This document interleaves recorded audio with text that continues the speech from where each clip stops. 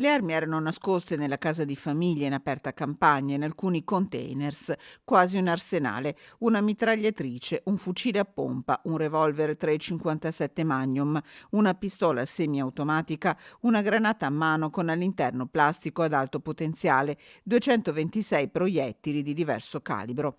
A scoprirlo, nel giorno di San Silvestro, i carabinieri di Abano Termine, un casolare di Anguillara Veneta di proprietà di Galliano Masiero, 66 anni, con precedenti per circonvenzione di incapace, e della figlia Manuela, 30 anni, incensurata.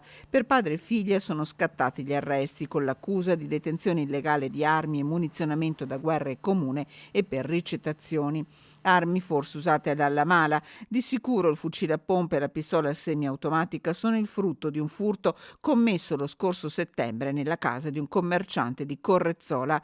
Ai due i carabinieri sono arrivati grazie a una soffiata che li ha portati alla perquisizione dell'abitazione.